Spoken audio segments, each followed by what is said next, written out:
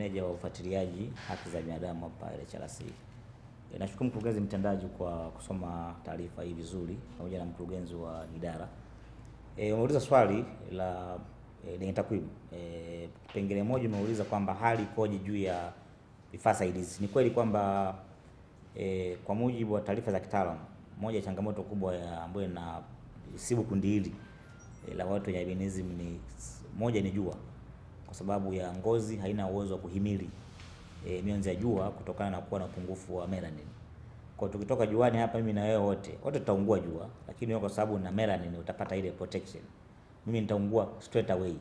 Sasa kulikuwa changamoto ya vitu vitatu. Moja, mafuta kwa maana ya sunscreen lotion. Na hapa pia kumekuwa nafikiri pia na uelewa mdogo kwamba watu wamekuwa wakiita mafuta dawa. Ile sio dawa. Ile ni mafuta ambayo ni yanasaidia kujikinga na mionzi ya jua, ambayo mtu anaweza akatumia.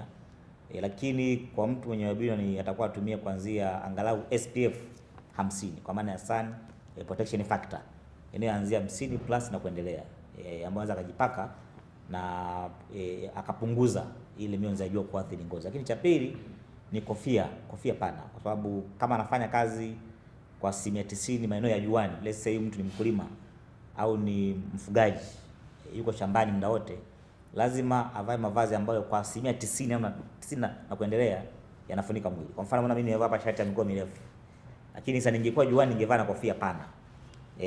Kwa sababu gani? Hata kama nikiwa juani ile madhara ya uunguaji wa jua yatakuwa madogo. Lakini jambo la pili kwa watoto wa shule ni uoni mdogo. Kutoka jua shule nyingine ni uoni. Kwamba uoni upo lakini unakuwa mdogo, low vision. Sasa uoni pia unatofautiana kati ya typology. Albinism iko katika aina nyingi sana. Sasa hapa sio mahala pake.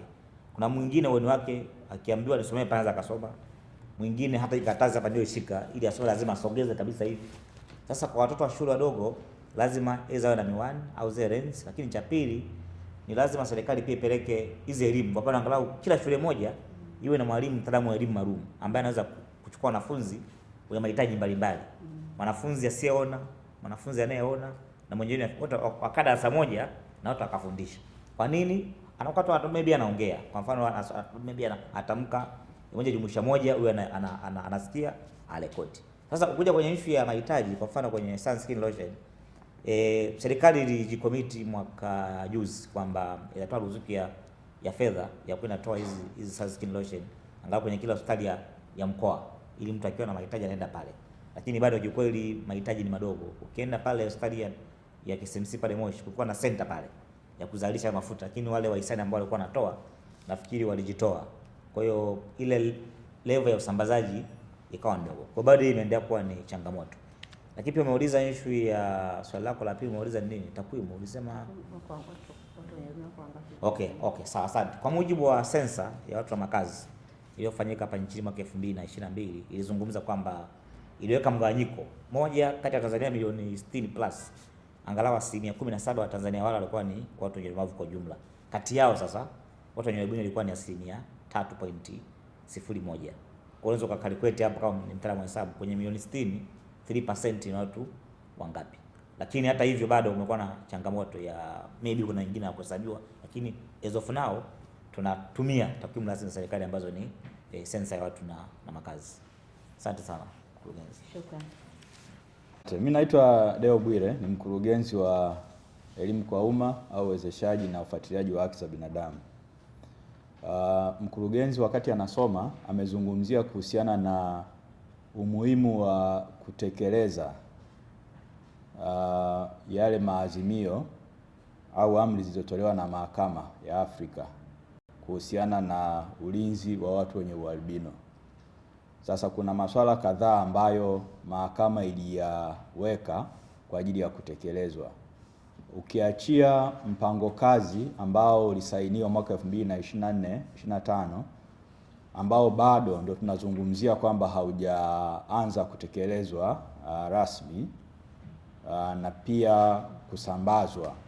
Lakini pia kuna masuala kadhaa ambayo mahakama iliyazungumza. Mojawapo ni kuhakikisha kwamba serikali inaweka mfuko wa fidia kwa watu wenye ualbino, hususan wale ambao walipata madhara ya kuvamiwa, ya kuumizwa na kadhalika. lakini kuna masuala mengine kama kufanyia kazi sheria. Kuna sheria ambayo inazungumzia masuala ya uchawi, witchcraft na nini, ambao kimsingi pia inazungumzia zaidi matumizi ya viungo vya binadamu na nini. Kuna masuala ya matumizi ya viungo vya binadamu ambapo kimsingi imani hizi za kishirikina zimepelekea watu watumie viungo vya binadamu kwa ajili ya masuala yao ya kuingia hata kwenye nyadhifa mbalimbali za kiuongozi, siasa, lakini pia na kujipatia utajiri na kadhalika. Kwa hiyo pia serikali ilisisitizwa ifanyie kazi sheria hiyo.